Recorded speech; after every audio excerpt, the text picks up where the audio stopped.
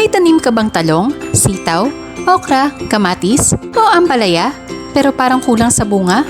Minsan ba ay maraming bulaklak pero kakaunti ang nagiging bunga?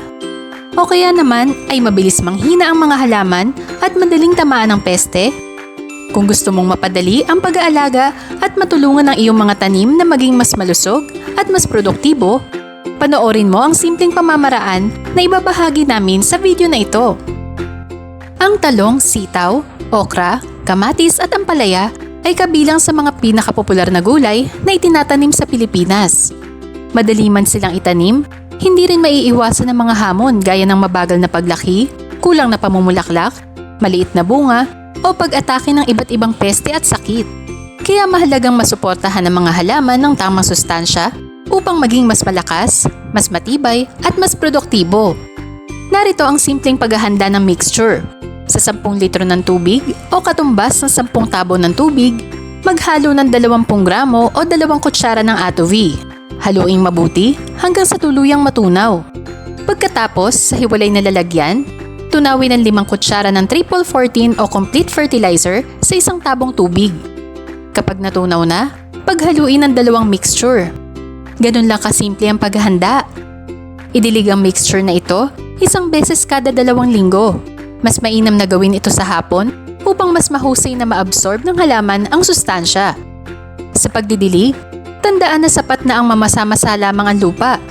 Huwag sosobrahan ng tubig at huwag gawing lawang-lawa ang paligid ng halaman dahil maaari itong makaapekto sa ugat.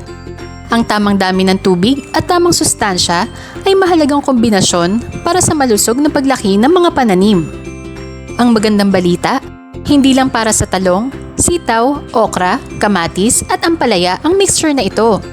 Pwede rin itong gamitin sa iba pang gulay, ornamental plants, fruit-bearing plants at marami pang klase ng pananim. Kaya kung meron kang iba't ibang tanim sa bakuran o farm, isang programa na lang ang maaari mong sundan. Mas maganda rin kung sasabayan ito ng organic fertilizer. Maaaring gumamit ng mga balat ng prutas, dahon ng gulay at iba pang biodegradable materials na tinadtad ng mabuti. Ang kombinasyon ng organic matter at tamang sustansya ay nakatutulong upang mas gumanda ang kondisyon ng lupa at mas mapakinabangan ng halaman ang mga nutrients. Dito naman natin makikita kung bakit napakahalaga ng Atovi sa pangangalaga ng mga gulay at iba pang pananim. Isa sa mga malaking naitutulong nito ay ang pagpapataas ng germination rate ng mga buto o binhi.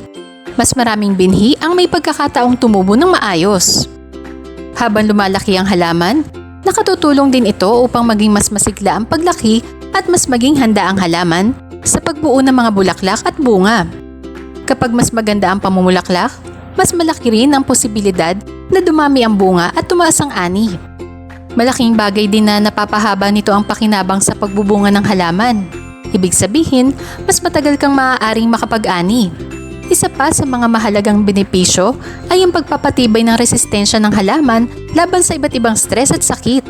Kapag malusog ang halaman, hindi ito gaanong madaling pinsalain ng mga pesteng insekto. Marami ring growers ang nakakapansin na mas madaling mapanatili ang maayos na kondisyon ng kanilang taniman. At dahil mas malusog ang paglaki ng mga halaman, mas napapaganda rin ang kalidad ng ani.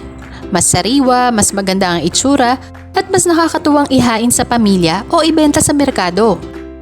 Maraming gardeners at farmers ang nahaharap sa parehong problema. Mahinang tubo, kaunting ani, madalas na pag-atake ng peste, paulit-ulit na problema sa paglaki ng halaman. Kapag kulang sa tamang sustansya ang tanim, mas mahirap itong alagaan at mas maraming oras at gastos ang kinakailangan. Kaya mahalagang magkaroon ng maayos na programa sa nutrisyon ng halaman.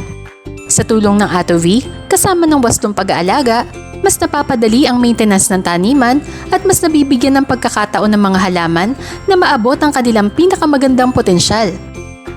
Kung pagod ka na sa mahihinang tanim, kaunting ani, at paulit-ulit na problema sa iyong gulayan, panahon na para subukan ng Atovi. Tulungan ang iyong mga halaman na maging mas malusog, mas matibay at mas produktibo. Message na para malaman kung paano gamitin ang Atovi sa iyong taniman. Atovi, katuwang ng bawat nagtatanim tungo sa mas malusog na halaman, mas magaang pag-aalaga at mas masaganang ani.